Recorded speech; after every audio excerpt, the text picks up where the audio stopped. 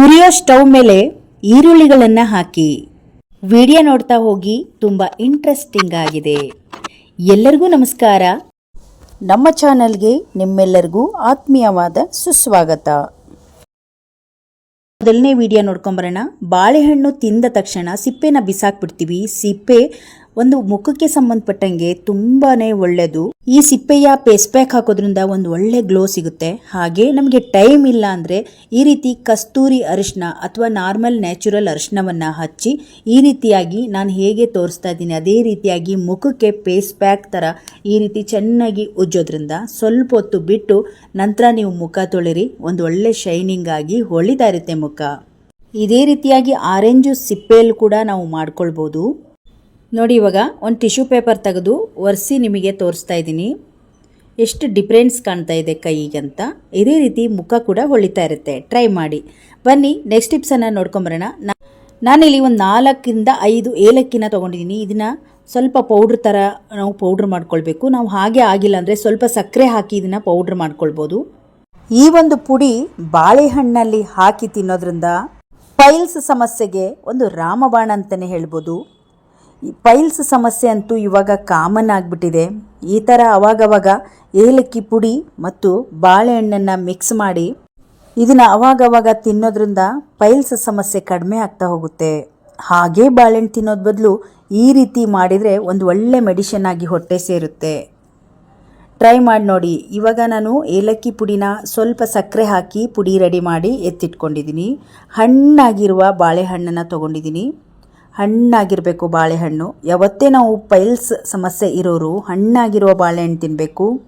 ಇದನ್ನು ಮಾಡ್ಕೊಳ್ಳುವಾಗ ಗುಲ್ಕನ್ ಇದ್ರೂ ಚೆನ್ನಾಗಿರುತ್ತೆ. ಇದ್ರ ಜೊತೆಗೆ ಗುಲ್ಕನನ್ನು ಮಿಕ್ಸ್ ಮಾಡಿ ಕೂಡ ನಾವು ತಿನ್ಬೋದು. ಗುಲ್ಕನ್ ಇಲ್ಲ ಅಂದ್ರೂ ಈ ಬಾಳೆಹಣ್ಣಲ್ಲಿ ನಾವು ಮಾಡಿರುವ ಏಲಕ್ಕಿ ಪುಡಿನ ಹಾಕಿ ತಿನ್ಬೋದು. ನೋಡಿ, ಇವಾಗ ಹಣ್ಣಾಗಿರುವ ಬಾಳೆಹಣ್ಣನ್ನು ಬಿಡಿಸ್ಕೊಳ್ತಾ ಇದ್ದೀನಿ. ಈಗ ನೋಡಿ, ಇವಾಗ ಬಾಳೆಹಣ್ಣನ್ನು ಬಿಡಿಸಿದ್ದೀನಿ. ಈಗ ಒಂದು ಚಾಕು ತಗೊಳ್ಳಿ. ಚಾಕುದಲ್ಲಿ ನೀಟಾಗಿ ಈ ರೀತಿ ಉದ್ದಕ್ಕೆ ಸೀಲ್ ಮಾಡ್ಕೊಂಬಿಡಿ. ಕಟ್ ಮಾಡಬಾರ್ದು. ಸೆಂಟ್ರಲ್ ಸ್ವಲ್ಪ ಹೋಲನ್ನು ಬಿಟ್ಕೊಂಡು ಈ ಒಂದು ಒಳಗಡೆ ಹೋಗೋ ಥರ ಈ ಒಂದು ಪುಡಿನ ಉದುರಿಸ್ಕೊಳ್ಬೇಕು. ಈ ಪುಡಿನ ಹಾಕಿದ 1 ನಿಮಿಷ ಬಿಟ್ಟಾದಮೇಲೆ ಇದನ್ನು ನಾವು ತಗೊಳ್ಬೇಕು. ಪಚ್ಚ ಬಾಳೆಹಣ್ಣು ಬರೀದೆ ತಿಂದರೆ ಪೈಲ್ಸ್ ಸಮಸ್ಯೆಗೆ ಚೆನ್ನಾಗಿರುತ್ತೆ ಅಂತ ಹೇಳ್ತಾರೆ. ಅದೇ ರೀತಿಯಾಗಿ ಈ ರೀತಿ ಏಲಕ್ಕಿ ಪುಡಿನ ಉದುರಿಸಿ ನೀವು ತಿಂದು ನೋಡಿ. ಪೈಲ್ಸ್ ಸಮಸ್ಯೆ ಇನ್ನೂ ಬೇಗ ನಿಮಗೆ ಕಂಟ್ರೋಲಿಗೆ ಬರುತ್ತೆ. ಟ್ರೈ ಮಾಡಿ ನೋಡಿ. ತುಂಬ ಸಿಂಪಲ್ ವಿಧಾನ ಇದು. ಅಜ್ಜಿ ಹೇಳಿರುವ ವಿಧಾನ. ಬನ್ನಿ ನೆಕ್ಸ್ಟ್ ಟಿಪ್ಸನ್ನು ನೋಡ್ಕೊಂಬರೋಣ. ಈರುಳ್ಳಿಗಳನ್ನು ನಾವು ಜಾಸ್ತಿ ಒಂದು ಪಲಾವು ಬಿರಿಯಾನಿಗಳಿಗೆ ಕಟ್ ಮಾಡಬೇಕು ಅಂದಾಗ, ಜಾಸ್ತಿ ಅಡುಗೆಗಳು ಮಾಡಬೇಕಂದಾಗ ಈರುಳ್ಳಿಗಳು ಜಾಸ್ತಿ ಬೇಕಾಗುತ್ತೆ. ಹಾಗಾಗಿ ಕೆಲವೊಂದು ಈರುಳ್ಳಿ ಘಾಟ ಜಾಸ್ತಿ ಇರುತ್ತೆ. ಕಟ್ ಮಾಡ್ತಾನೆ ಸಿಪ್ಪೆಯಿಂದ ಒಂಥರ ಕಣ್ಣೀರೇ ಬಂದ್ಬಿಡುತ್ತೆ. ಆವಾಗ ಏನು ಮಾಡಬೇಕಂದ್ರೆ ಈ ರೀತಿ ಒಂದು ಸ್ವಲ್ಪ ನೋಡಿ ಬುಡ ಮಾತ್ರ ಈ ಥರ ಕಟ್ ಮಾಡಿಕೊಂಡು ನಾವು ಸ್ಟವ್ ಹತ್ರ ತೊಗೊಂಡೋಗಿ ಚಾಕುದಲ್ಲಿ ಚುಚ್ಚಿ ಒಂದು ಸ್ವಲ್ಪ ಬಿಸಿ ಮಾಡಿ ಕಟ್ ಮಾಡ್ಕೊಳ್ಳೋದ್ರಿಂದ ಒಂದು ಸ್ವಲ್ಪ ಕೂಡ ಕಣ್ಣಲ್ಲಿ ನೀರು ಬರೋದಿಲ್ಲ. ಅಷ್ಟು ಚೆನ್ನಾಗಿ ವರ್ಕ್ ಆಗುತ್ತೆ ಇದು. ನೋಡ್ತಾ ಇರ್ಬೋದು. ಎಲ್ಲ ಈರುಳ್ಳಿನೂ ಇದೇ ರೀತಿಯಾಗಿ ನಾವು ಎಷ್ಟು ಈರುಳ್ಳಿ ಕಟ್ ಮಾಡ್ತೀವಿ ಅಷ್ಟೂ ಈ ರೀತಿ ಇಟ್ಕೊಂಡು ಸ್ವಲ್ಪ ಚಾಕುದಲ್ಲಿ ನೋಡಿ ಈ ರೀತಿ ಚುಚ್ಚಿ ಸ್ವಲ್ಪ ಬಿಸಿ ಮಾಡಿದರೆ ಸಾಕಾಗುತ್ತೆ. ಸ್ವಲ್ಪ ಕೂಡ ಘಾಟ ಬರೋದಿಲ್ಲ. ಆರಾಮಾಗಿ ನಾವು ಈರುಳ್ಳಿ ಎಷ್ಟಾದರೂ ಅರ್ಧ kg ಗಟ್ಟಲೆ ಈರುಳ್ಳಿನ ಕಟ್ ಮಾಡ್ಬೋದು. ಬನ್ನಿ ನೆಕ್ಸ್ಟ್ ಟಿಪ್ಸನ್ನು ನೋಡ್ಕೊಂಬರೋಣ. ಇವತ್ತು ನೋಡಿ ಕೋಲ್ಗೇಟಿಂದ ಎಷ್ಟೆಲ್ಲ ಅನುಕೂಲ ಇದೆ. ಕೆಲವರಿಗೆ ಈ ಬಟ್ಟೆ ಸೋಪಿನಿಂದ ಅಲರ್ಜಿ ಆಗುತ್ತೆ. ಕೈಗಳು ಒಡೆದು ಹೋಗಿರುತ್ತೆ. ಅದು ಈ ಒಂದು ಚಳಿಗಾಲದಲ್ಲಿ ಜಾಸ್ತಿ ಬಿರ್ಸಾಗುತ್ತೆ. ಕೈ ಬೆರಳುಗಳ ಸಂದಿಲೆಲ್ಲ ಕೆಂಪು ಕಲರ್ ಆಗಿರುತ್ತೆ. ತುಂಬ ಪೇನ್ ಆಗ್ತಾ ಇರುತ್ತೆ. ಅಂಥ ಸಮಯದಲ್ಲಿ ನೀವು ಈ ಪೇಸ್ಟನ್ನು ನೈಟಲ್ಲಿ ಈ ರೀತಿ ಮಾಡಬೇಕು. ಈ ರೀತಿ ನೋಡಿ ಬೆರಳುಗಳ ಸಂದಿಲಿ ಈ ರೀತಿಯಾಗಿ ಹಚ್ಚಬೇಕು. ಎಲ್ಲೆಲ್ಲ ಕೆಂಪಾಗಿರುತ್ತೆ ಅಲ್ಲೆಲ್ಲ ನೀವು ಈ ಒಂದು ಪೇಸ್ಟನ್ನು ಹಾಕಿ ಒಂದು 5 ನಿಮಿಷ ಹಾಗೆ ಬಿಟ್ಬಿಡಬೇಕು.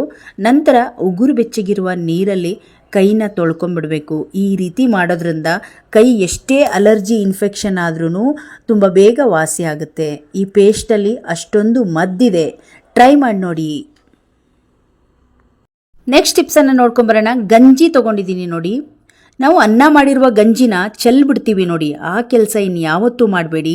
ಗಂಜಿ ಅಂತೂ ತುಂಬಾನೇ ಉಪಯೋಗ ಆಗುತ್ತೆ. ಬಾಡಿ ಹೀಟ್ ಆದವರಿಗೆ ಈ ಗಂಜಿನ ನೋಡಿ, ಈ ರೀತಿ ಗಂಜಿ ಬಿಸಿ ಬಿಸಿ ಗಂಜಿ ಗ್ಲಾಸಲ್ಲಿ ಹಾಕಿ ಸ್ವಲ್ಪ ಉಪ್ಪು, ಪೆಪ್ಪರು, ಜೀರಿಗೆ ಪುಡಿನ ಹಾಕಿ ಈ ರೀತಿ ಅವಾಗವಾಗ ಕುಡಿಯೋದ್ರಿಂದ ಬಾಡಿ ಹೀಟ್ ಅನ್ನೋದೇ ಆಗೋದಿಲ್ಲ, ತಂಪಾಗಿರುತ್ತೆ ಬಾಡಿ. ಅನ್ನ ಅಂತೂ ಡೈಲಿ ಮಾಡ್ತೀವಿ, ಈ ರೀತಿ ಗಂಜಿನ ನಾವು ಕುಡಿತಾ ಇರಬೇಕು, ಬಾಡಿ ತಂಪಾಗಿರುತ್ತೆ. ಅದೇ ಗಂಜಿಯಲ್ಲಿ ಇನ್ನೊಂದು ಟಿಪ್ಸ್ ಅನ್ನ ಮಾಡೋಣ ನೋಡಿ. ಗಂಜಿ ಒಂದು ಪಾತ್ರೆ ಫುಲ್ ಗಂಜಿ ಹಾಕಿದ್ದೀನಿ. ಇದಕ್ಕೆ ಸ್ವಲ್ಪ ಕೋಲ್ಗೇಟ್ ಪೇಸ್ಟನ್ನು ಹಾಕೊಳ್ತಾ ಇದ್ದೀನಿ ನೋಡಿ. ಒಂದು ಅರ್ಧ ಚಮಚದಷ್ಟು ಕೋಲ್ಗೇಟ್ ಪೇಸ್ಟ್ ಆದರೆ ಸಾಕಾಗುತ್ತೆ. ಈ ನೀರನ್ನು ಒಂದು ಕುದಿ ಬರೋವರೆಗೂ ಚೆನ್ನಾಗಿ ಕಾಯಿಸ್ಕೊಳ್ಳೋಣ.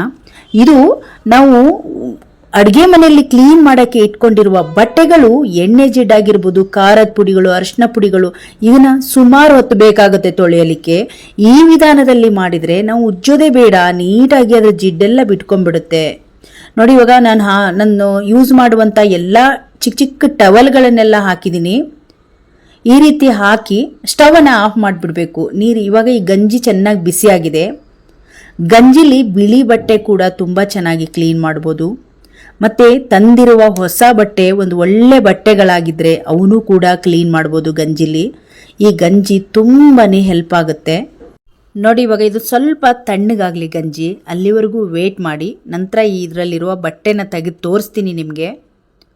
ಹಾಗೆ ನೋಡಿ, ಇವು ಸ್ವಲ್ಪ ಹೊತ್ತು ನೆನೆಸಿಟ್ರೆ ಸಾಕು, ಈ ಬಟ್ಟೆಯಲ್ಲಿರುವ ಜಿಡ್ಡೆಲ್ಲ ಬಿಟ್ಕೊಂಡ್ಬಿಡುತ್ತೆ. ಸ್ವಲ್ಪ ಬಿಸಿ ತಣ್ಣಗಾದ ಮೇಲೆ ಈಗ ನೋಡಿ, ಕೈಯಲ್ಲಿ ಮುಟ್ಟಿದ್ರೂ ಕೂಡ ಬಿಸಿ ಇದೆ. ಇವಾಗ ನೀರನ್ನು ಹಾಕಿರುವ ಒಂದು ಬೇಷನ್ನಿಗೆ ಹಾಕ್ಕೊಳ್ತಾ ಇದ್ದೀನಿ ಈ ಬಟ್ಟೆ ಪೀಸಸ್ನ. ನಾನಿಲ್ಲಿ ವಿಡಿಯೋ ಮಾಡೋದಕ್ಕೋಸ್ಕರ ಈ ರೀತಿಯಾಗಿ ತೋರಿಸ್ತಾ ಇದ್ದೀನಿ. ಇದನ್ನು ಬಾತ್ರೂಮ್ಗೆ ತೊಗೊಂಡೋಗಿ ನೀವು ಅಲ್ಲೇ ಜಾಲಿಸ್ಬೋದು ಬಟ್ಟೆನ. ಅಡುಗೆ ಮನೆ ಕ್ಲೀನ್ ಮಾಡೋಕ್ಕೆ ಇಟ್ಕೊಂಡಿರೋ ಬಟ್ಟೆಗಳು ನೀವೇ ಅನ್ಕೋಬೋದು ಎಷ್ಟೊಂದು ಜಿಡ್ಡಾಗಿರುತ್ತೆ. ಅರ್ಜೆಂಟಲ್ಲಿ ಮುಟ್ಟಿರ್ತೀವಿ, ಎಣ್ಣೆ ಜಿಡ್ಡು ಕೂಡ ಆಗಿರುತ್ತೆ. ಇಂಥ ಬಟ್ಟೆಗಳನ್ನು ಕ್ಲೀನ್ ಮಾಡೋದು ಎಷ್ಟು ಕಷ್ಟ ಗೊತ್ತು ನಿಮಗೆ. ನೋಡಿ, ಇವಾಗ ಬೇಷನ್ನಿಗೆ ಹಾಕಿ ಇವಾಗ ಕೈಯಲ್ಲಿ ಈ ರೀತಿ ಉಜ್ಜಿದ್ರೆ ಸಾಕು, ಬಟ್ಟೆ ನೀಟಾಗಿ ಅದ್ರಾಗಿರುವ ಜಿಡ್ಡೆಲ್ಲ ಬಿಟ್ಕೊಂಡ್ಬಿಡುತ್ತೆ ನೋಡಿ. ಕೈಯಲ್ಲಿ ಈ ರೀತಿಯಾಗಿ ಉಜ್ಜಬೇಕು. ಒಂದು ರೌಂಡು ಉಜ್ಜಿದ ತಕ್ಷಣ ಮತ್ತೆ ನೀರನ್ನು ಚೇಂಜ್ ಮಾಡ್ಕೊಳ್ಳೋಣ. ಎಲ್ಲ ಬಟ್ಟೆಗಳನ್ನು ಕೈಯಲ್ಲಿ ಉಜ್ಜಿದ್ರೆ ಸಾಕಾಗುತ್ತೆ. ಬ್ರಷ್ ಹಾಕುವುದೇ ಬೇಡ, ಇದಕ್ಕೆ ಸೋಪ್ ಹಾಕುವುದೇ ಬೇಡ, ಕೋಲ್ಗೇಟ್ ಪೇಸ್ಟೇ ಸಾಕಾಗುತ್ತೆ ನೋಡಿ. ಕ್ಲೀನಾಗಿರುವ ನೀರಿನಲ್ಲಿ ಮತ್ತೆ ಈ ಥರ ಜಾಲಿಸ್ಕೊಳ್ತಾ ಇದ್ದೀನಿ. ಎಷ್ಟು ನೀಟಾಗಿದೆ ಬಟ್ಟೆಗಳು. ಇದೇ ರೀತಿಯಾಗಿ ಅಡುಗೆ ಮನೆಯಲ್ಲಿ ಜಿಡ್ಡಾಗಿರುವಂಥ ಬಟ್ಟೆಗಳನ್ನು ತುಂಬ ಸುಲಭವಾಗಿ ಕ್ಲೀನ್ ಮಾಡ್ಬೋದು. ಚಿಕ್ಕ ಮಕ್ಕಳು ಬಟ್ಟೆಗಳು, ಚಿಕ್ಕ ಮಕ್ಕಳು ವೈಟ್ ಬಟ್ಟೆಗಳೇನಾದರೂ ಇದೇ ರೀತಿಯಾಗಿ ಮಕ್ಕಳು ಊಟ ತಿನ್ನಿಸುವಾಗ ಗಲೀಜಾಗಿದ್ದರೆ ಈ ರೀತಿಯಾಗಿ ಅವನ್ನ ಕ್ಲೀನ್ ಮಾಡ್ಕೊಳ್ಬೋದು ನಾವು ನೋಡಿ. ಇವಾಗ ಬಟ್ಟೆಗಳನ್ನು ನೀಟಾಗಿ ಹಿಂಡಿದ್ದೀನಿ, ಕ್ಲೀನಾಗಿದ್ದಾವೆ. ಸ್ವಲ್ಪ ಸೋಪು, ಬ್ರಷ್ ಏನು ಯೂಸ್ ಮಾಡಿದಿರಾ, ಬರೀ ಪೇಸ್ಟು, ಬಿಸಿ ನೀರಲ್ಲಿ ಒಂದು ರೌಂಡ್ ಕ್ಲೀನಾಗಿರುವ ಬಟ್ಟೆಗಳು. ಇವಾಗ ಒಣಗಿದ ಮೇಲೆ ನಾನು ತೋರಿಸ್ತಾ ಇದ್ದೀನಿ ನೋಡಿ. ಇವಾಗ ಫೋಲ್ಡ್ ಮಾಡಿ ತಗೊಂಡು ಬಂದಿದ್ದೀನಿ, ಎಷ್ಟು ನೀಟಾಗಿ ಕಾಣಿಸ್ತಾ ಇದ್ದಾವೆ ಅಂತ. ಇನ್ಮೇಲೆ ಹಾಗೆ ಕುಕ್ಕರಲ್ಲಿ ಡೈರೆಕ್ಟಾಗಿ ಅನ್ನ ಮಾಡೋದಕ್ಕಿಂತ ಪಾತ್ರೆಯಲ್ಲಿ ಮಾಡಿ ದೇಹಕ್ಕೆ ತಂಪು ಅಂತ ಅದನ್ನು ಒಂದೇ ಗ್ಲಾಸ್ ಕುಡಿಬೋದು. ಇದೇ ರೀತಿಯಾಗಿ ಈಗ ಒಂದು ಜಿಡ್ಡಾಗಿರುವ ಒಂದು ಬಟ್ಟೆಗಳನ್ನು ಕ್ಲೀನ್ ಮಾಡ್ಬೋದು. ತುಂಬಾ ಯೂಸ್ ಆಗುತ್ತೆ ಈ ಗಂಜಿ. ಟ್ರೈ ಮಾಡಿ ನೋಡಿ ಗಂಜಿನ. ಇನ್ಮೇಲೆ ಯಾರೂ ಕೂಡ ಚೆಲ್ಲಬೇಡಿ. ನೆಕ್ಸ್ಟ್ ಟಿಪ್ಸನ್ನು ನೋಡ್ಕೊಂಬರೋಣ. ಖಾರದ ಪುಡಿ ಮುಟ್ಟೋದ್ರಿಂದ ಕೆಲವರಿಗೆ ಕೈಯಲ್ಲಿ ಖಾರ ಮುಟ್ಟಿದ್ರೆ ಇನ್ಫೆಕ್ಷನ್ ಆಗಿ ಉರಿ ಬರ್ತಾ ಇರುತ್ತೆ. ಅಂಥ ಸಮಯದಲ್ಲಿ ನೋಡಿ, ಕೋಲ್ಗೇಟ್ ಪೇಸ್ಟನ್ನು ಸ್ವಲ್ಪ ಉರಿ ಬಂದರೆ ಈ ರೀತಿ ಉಜ್ಕೊಂಬಿಡಿ ಕೈಗೆ. ಕೈ ಎಷ್ಟೇ ಖಾರ ಉರಿ ಇದ್ರೂ ಕಡಿಮೆ ಆಗುತ್ತೆ. ನೋಡಿದ್ರಲ್ಲ ಸ್ನೇಹಿತರೆ, ಇವತ್ತಿನ ಎಲ್ಲ ಯೂಸ್ಫುಲ್ ಟಿಪ್ಸ್ಗಳು ನಮ್ಮ ಶ್ರೀಮತಿಯರಿಗೆ ಇಷ್ಟ ಆಯಿತು ಅಂದ್ಕೊಂಡಿದ್ದೀನಿ. ಇವತ್ತಿನ ವಿಡಿಯೋದಲ್ಲಿ ನಿಮ್ಗೆ ಯಾವ ವಿಡಿಯೋ ಇಷ್ಟ ಆಯಿತು ಅಂತ ಕಮೆಂಟ್ ಬಾಕ್ಸಲ್ಲಿ ತಿಳಿಸಿ. ಈ ವಿಡಿಯೋಗೊಂದು ಲೈಕ್ ಮಾಡಿ, ಈ ವಿಡಿಯೋವನ್ನು ಶೇರ್ ಮಾಡಿ. ಇನ್ನಷ್ಟು ವಿಡಿಯೋಗಳಿಗಾಗಿ ನಮ್ಮ ಶ್ರೀಮತಿ ಲೇಖನ ಟಿಪ್ಸ್ ಚಾನೆಲನ್ನು ಸಬ್ಸ್ಕ್ರೈಬ್ ಮಾಡಿಕೊಳ್ಳಿ. ಮತ್ತೆ ಮುಂದಿನ ವಿಡಿಯೋಗಳೊಂದಿಗೆ ಸಿಗೋಣ. ಅಲ್ಲಿಯವರೆಗೂ ಧನ್ಯವಾದಗಳು.